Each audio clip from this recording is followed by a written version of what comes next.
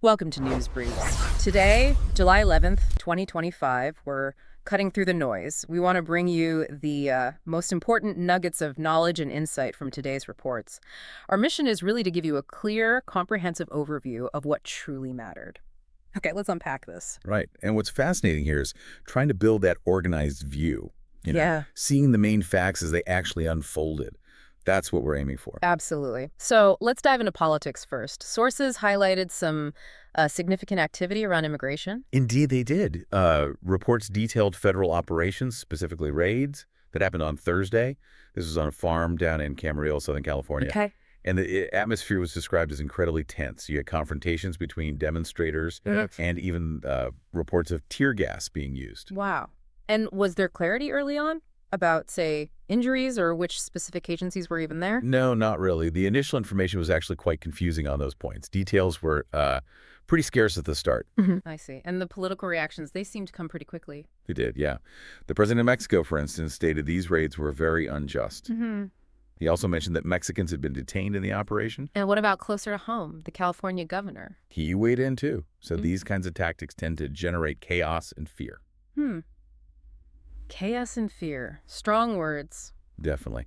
And, these reactions, both internationally and from the state level, they really show a deepening sort of political split on immigration enforcement. Yeah. It suggests maybe some diplomatic friction ahead, and certainly that state-federal policy difference seems to be growing.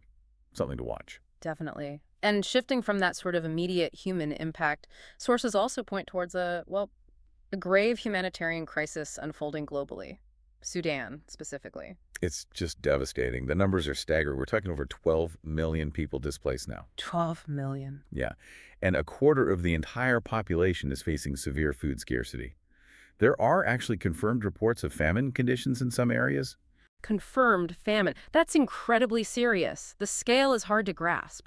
It truly is. Okay, so from these really weighty issues of displacement and potential famine, let's maybe pivot to the world of finance. What economic shifts were we seeing today? Well, in the U.S., the week ended on a down note for the main stock markets. The S&P 500, the Dow Jones, the NASDAQ, all lower. Okay. The S&P 500 specifically, it dropped about 0.3% just today, Friday. And what's driving that? What are the underlying reasons? The reports point to commercial pressures and also the expectation or maybe fear of punitive tariffs. Ah, those extra taxes as commercial punishment. Right. That seems to be casting a shadow.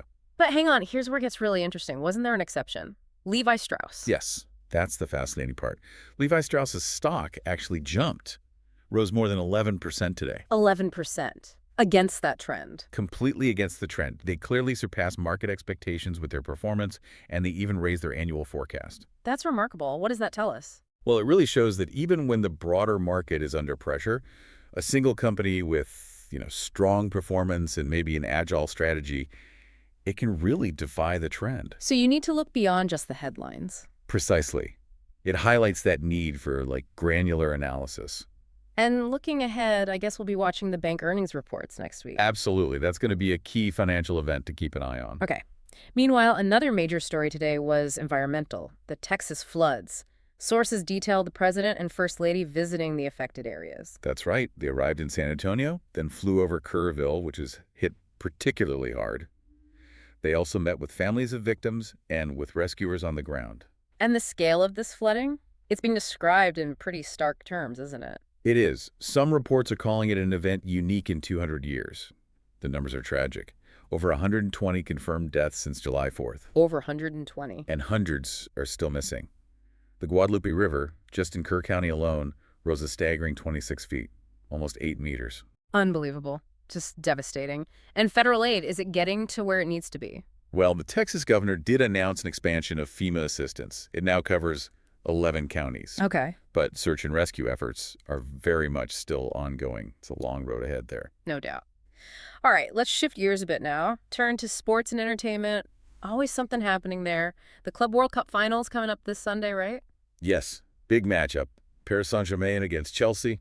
PSG had a strong semifinal, I heard. Very strong. They beat Real Madrid 4-0. That was at MetLife Stadium. Goals from Fabian Ruiz, Dembele, and Gonzalo Ramos got 2. And the Mbappe storyline? playing against his old team, PSG. That's some spice. Oh, definitely. That's a big talking point. And this whole new format for the tournament, the 32-team format. Yeah, it's being called the most lucrative in history. More teams, bigger spectacle, presumably more money involved. Makes sense. Okay, and for fight fans, UFC? Yep, UFC Fight Night is tomorrow, Saturday. Main event is heavyweight. DK Lewis versus Lewis and Texhira. And the undercard. Features Kelvin Kattar against Steve Garcia in the featherweight division. Got it. Okay, finally, let's wrap with a quick look at what's new in U.S. cinemas today, July 11th. The really big one is Superman. It's being positioned as the big summer premiere. Right, the start of a supposed new era for DC in cinema. That's the buzz, yeah. And there are others too. Sovereign is out, also Medea's Destination Wedding, Zombies 4, Dawn of the Vampires, and a film called Bang.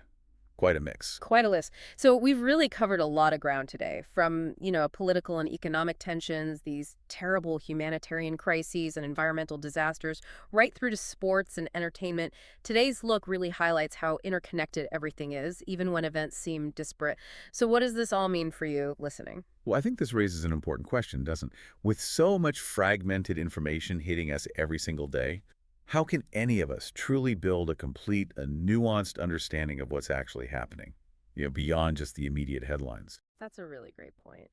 Definitely something to mull over, or maybe explore on your own.